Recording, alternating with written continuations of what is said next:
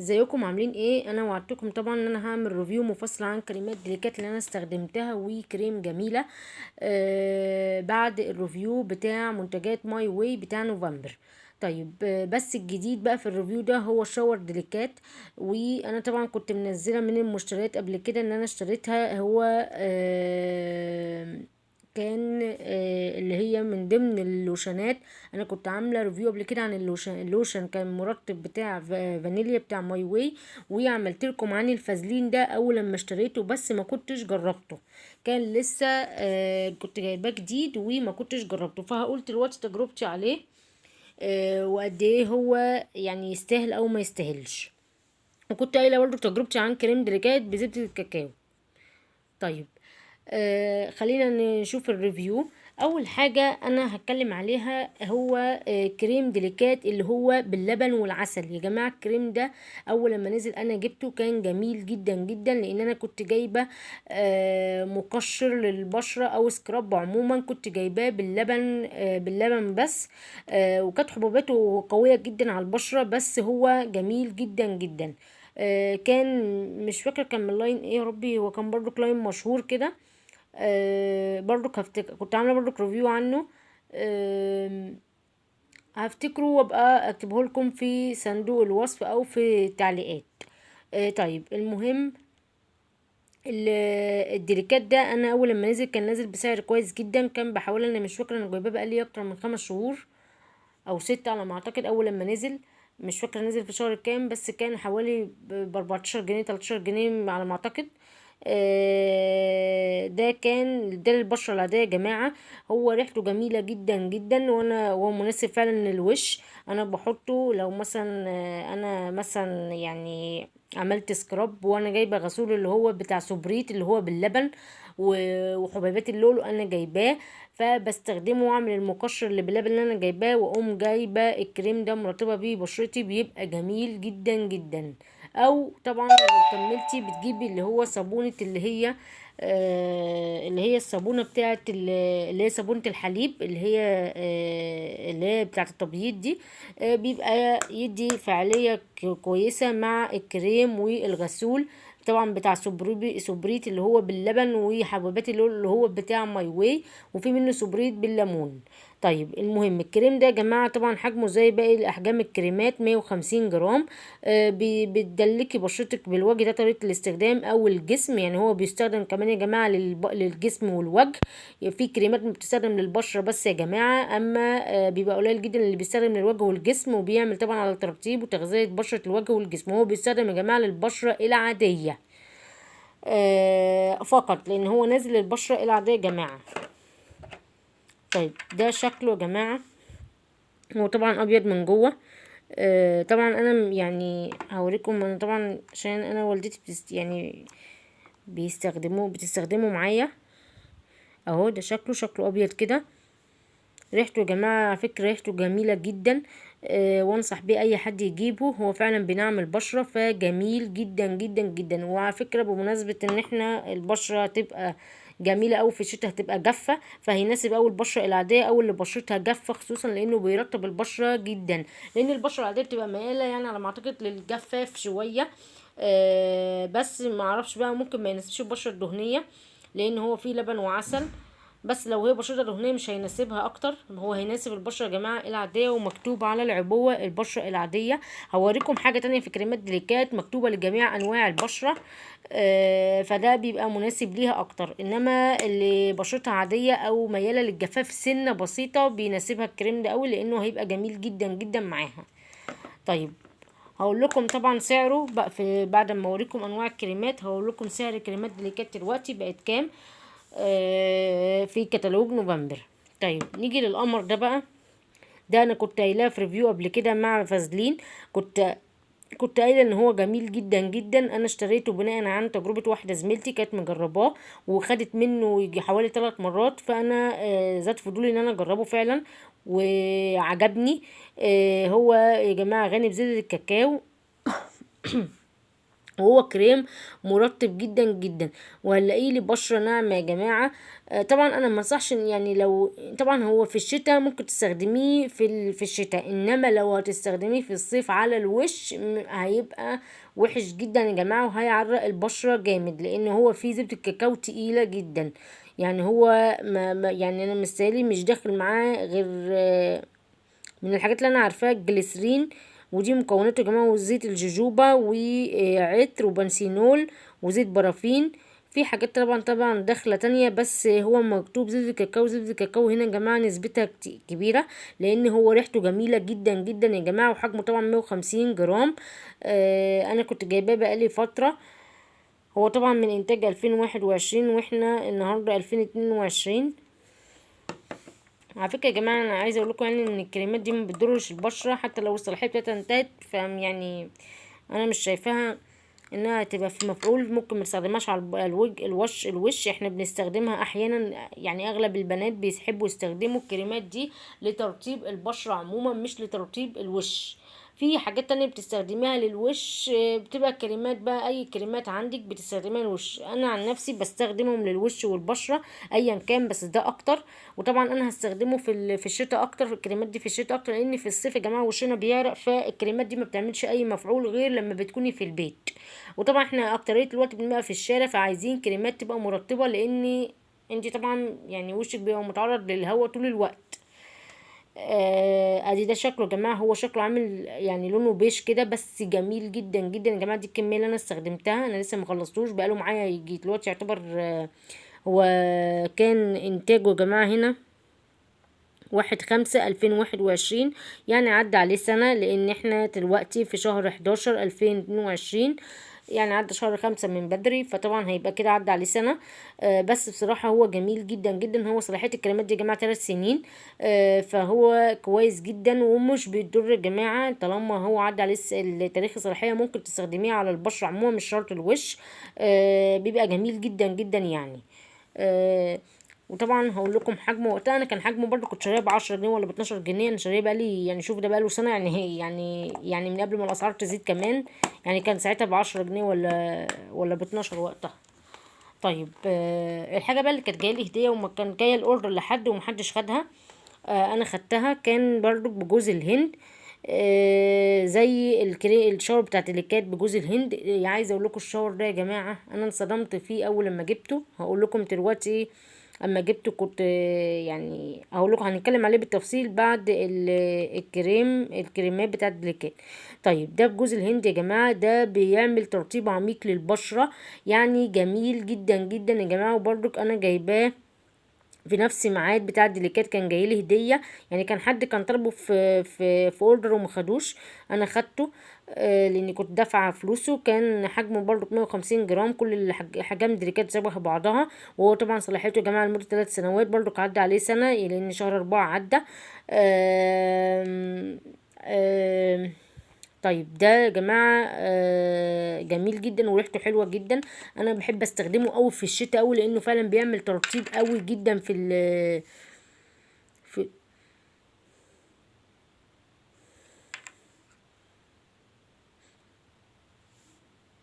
اهو ده شكله يا جماعة.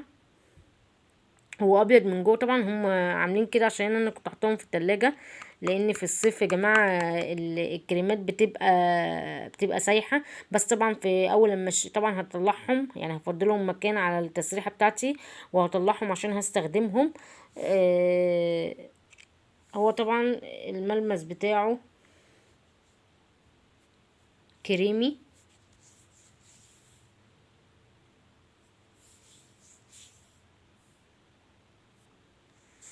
الملمس بتاعه كريمي يا جماعه، هو ابيض. كل الكريمات بتاعت الدليكات على فكره بيضه، ما عدا كريم بزيت الكاكاو. انا طبعا بعشق ده قوي، ده بعشقه جدا. وبرضك اللي بجوز الهند بعشقه.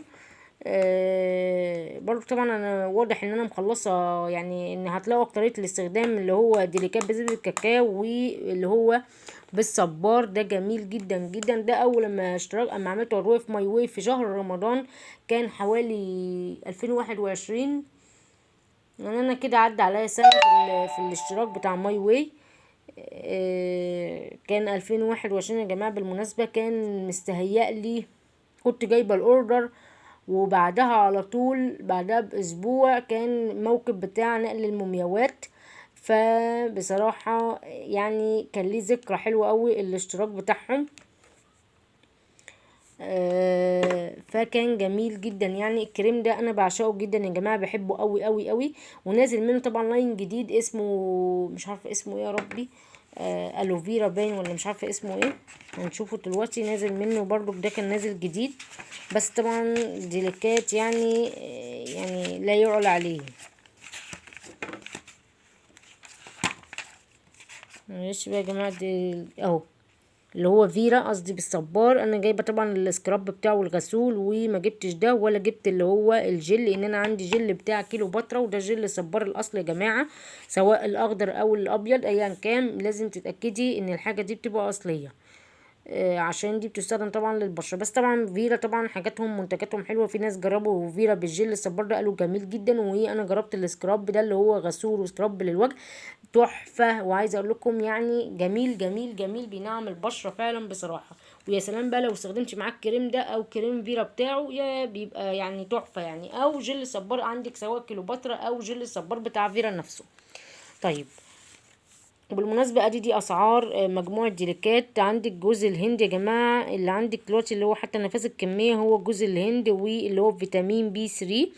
عندك كريم بزيت الكاكاو 34 ونص، وجوز الهند 34 ونص. طبعا دي اسعار يا جماعة طبعا قبل ما تزيد ل10%، لان الكتالوج ده طبع والاسعار ما كانتش زادت.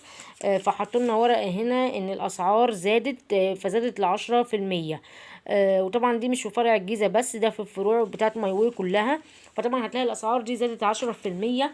يعني هتلاقيها بقت اللي ب34 هتلاقيه بقى ب37، اللي هتلاقيه ب37 بقى بحوالي 40، على حسب بقى الزيادة اللي هم بيزودوها. المهم ده ادي دي اللبن ده كده، كل دي المجموعة اللي نزلت. هم كانوا الاول اللي موجودين كان اللي هو بزيت الكاكاو، وهم طبعا هنا مش منزلين يا جماعة اللي ناقص اللي هو بالخيار والصبار. مش عارفة مش منزلينه، ممكن يكون نازل في العروض. فهنشوف يعني ساعات ما بينزلوش المجموعة كلها، وساعات بينزلوا كل الكريمات بتاعتهم. طيب المهم يا جماعه الكريم ده انا حبيته، كنت اول مره اعمل عروض كنت جايباه وحبيت ان انا اجربه. ما كنتش مجربه بقيه المجموعه بتاعه الديليكات دي.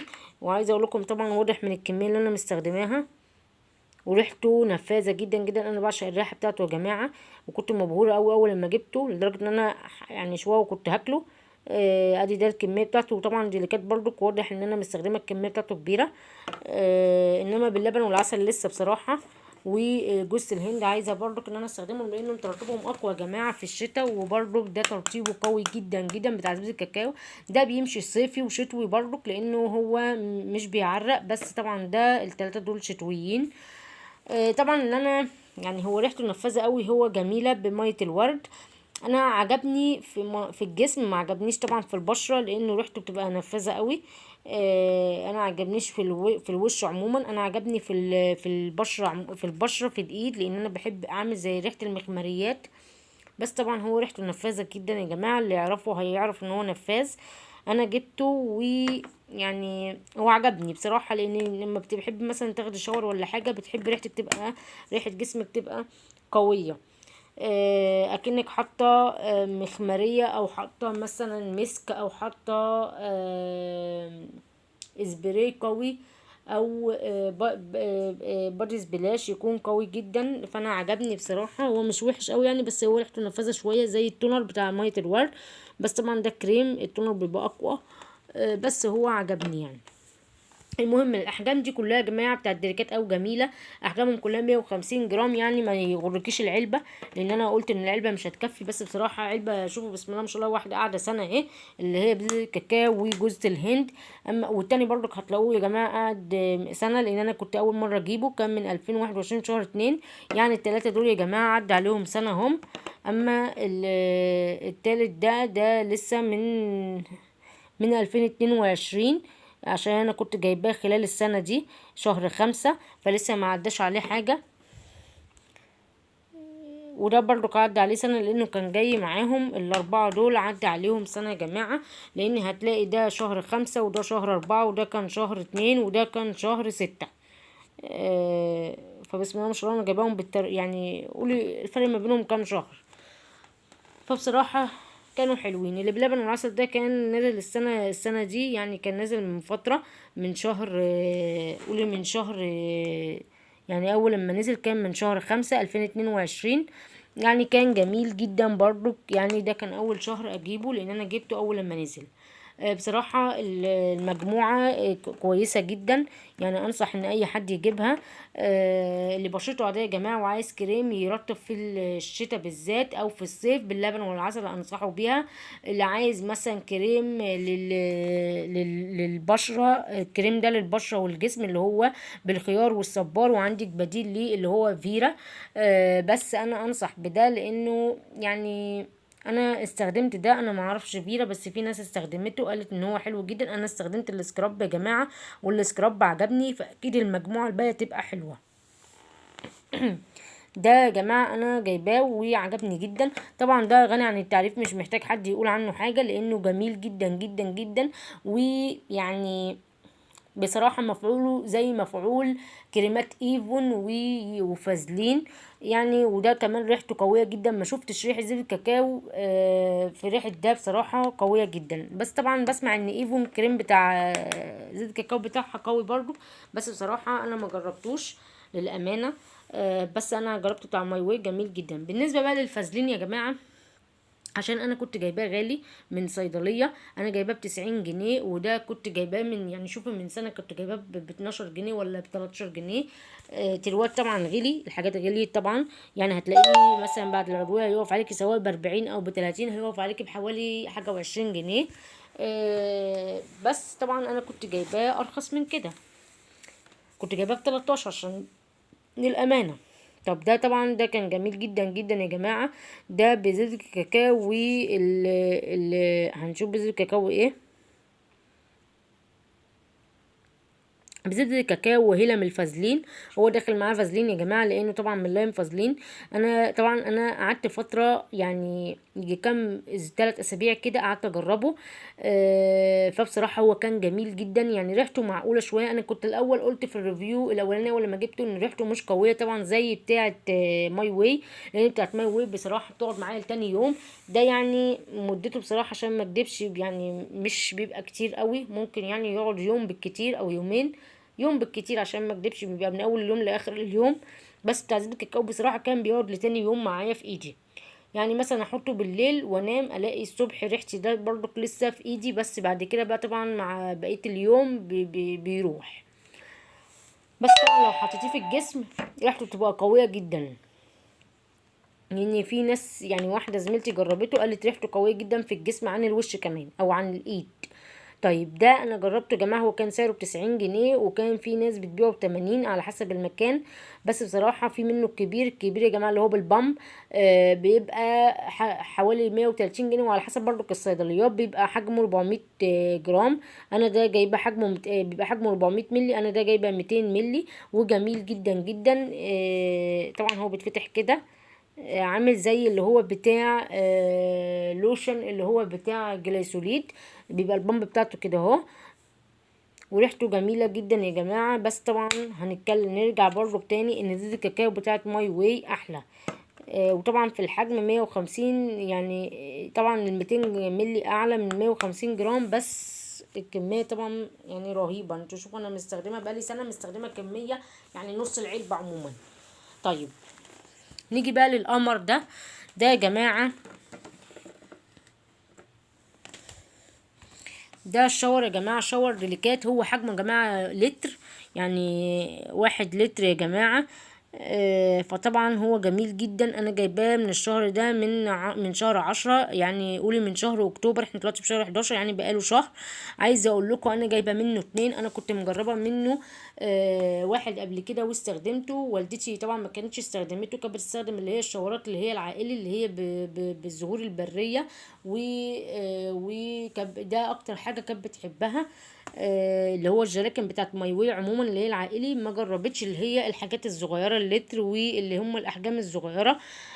ده طبعا انا استغربت من حجمه يا جماعه، انا قلت ان هو حجمه هيبقى صغير جدا ومش هيكفي. عايزه اقول لكم الكميه بتاعته رهيبه في الليفه. يعني بصراحة ريحته رهيبة جدا جدا، هو كريمي كده يا جماعة. بس بصراحة هو جميل، يعني هو بخلاصة بروتين اللبن كمان داخل معاه شاور، يعني هو بخلاصة الجوز الهند وبروتين اللبن لبشرة مشرقة. هو جميل جدا جدا يا جماعة، وحجمه لتر. عايزة اقول لكم يعني دي يعتبر العبوة اللي انا لسه ما استخدمتهاش. انا جايبة زي ما قلت لكم في شهر اكتوبر جايبة عبوتين، عبوة احنا بنستخدمها حاليا وعبوة لسه انا شايلاها، وهي دي اللي انا شايلاها يا جماعه. يعني لسه بنستخدم في العبوه التانية، استخدمنا يجي حوالي النص ده كده او كده، عشان انا بستخدمها انا ووالدتي. فبصراحه تحفه تحفه، يعني انصحكم ان انتوا تجيبوه لانه جميل جدا جدا. ويا سلام بقى لو انتوا استحميتوا من هنا بالشاور ده وحطيتوا الكريم بتاعه اللي هو بتاع جوز الهند يا جماعه، رطبتوا بيه بشرتكم، لان هو ترطيب عميق للبشره والوش، يا هيبقى ما حصلش، يعني هيبقى لوشن بمعنى الكلمه. لا يعني بصراحة انا اتفاجئت باللتر ده اول لما جبته، اتصدمت كمان بسعره. سعره يا جماعة ما بتعديش حاجة و30 جنيه، ولو زاد بحاجة و40 يا جماعة هتاخديه بفاتورة بحاجة و30، فسعره هيبقى برضك معقول يا جماعة بالنسبة لحجمه، لان حجمه بيضاهي بصراحة الشاور جل اللي هو الحجم العائلي، فجميل جدا جدا يا جماعة، وانصح اي حد انه يجيبه. ده كان الريفيو بتاعنا يا جماعه، حبيت ان انا اشارككم فيه، لاني انا كنت قايله ان انا هتكلم عن كريمات ديليكات وكريم جميله، وكنت هعمل تجربتي عن اللوشن فازلين، وقلت بالمره اعمل طالما هنتكلم عن ديليكات بجوز الهند قلت اجيب الشاور بتاعه. وبكده اكون يعني جمعت لكم الحاجه اللي انا عايزاها، بدل ما اعمل لكل واحد ريفيو. انا عملت ريفيو الحاجات اللي انا استخدمتها من كريمات ديليكات وجميله، وبعد كده عملت عن الشاور عشان يعني ايه اعمل ريفيوهات تانية. اللي عايز مثلا اعمله ريفيوهات معينه عن حاجات منتجات ماي واي يحطهم لي في الكومنتات او في التعليقات، وانا اعملها له. انا على العموم هجرب برضو هعمل لكم ريفيوهات تانية عن ان شاء الله. ريفيو اللي جاي هعمله عن تجربتي مع الباودر بتاعه ماي واي، سواء المضغوطه او اللوز باودر. بس اللوز باودر انا يعني هوريها لكم لان انا لسه ما استخدمتهاش. وهعمل لكم برضو ريفيو مع يعني ريفيو هقارن ما بين الباودر بتاعه ماي واي والباودر بتاعه ان، وهعمل لكم تجربه يعني عن الميك اب سواء من ماي واي او خارج ماي واي في ريفيو واحد، فانتظروني. واتمنى يا جماعه ان انتوا تعملوا لايك عشان القناه تكبر بيكم، لان القناه ضعيفه باللايك جدا يا جماعه. والفيديوهات مش بتوصل لعدد اكبر لان القناه لسه مبتدئه. فاتمنى ان انتوا تفعلوني يعني تفعلوا القناة باللايك كتير، واتمنى ان انتوا تشتركوا في القناة عشان يوصلكم جميع فيديوهاتي، تفعلوا زر الجرس او تفعلوا زر الجرس وعلى الاول او الكل عشان الفيديوهات كلها توصل لكم يا جماعة. واتمنى ما تنسوش اللايك، الله يكرمكم. وبتمنى يا جماعه ان انتوا تفتحوا الديسكريبشن بوكس، بيبقى فيها فيديوهات بتاعه ماي واي وريفيوهات عن المشتريات عموما بتاعتي اللي انا بجيبها سواء في الجهاز او في الميك اب. فاتمنى ان انتوا تتفرجوا عليها وتستمتعوا بيها، وشكرا ليكم.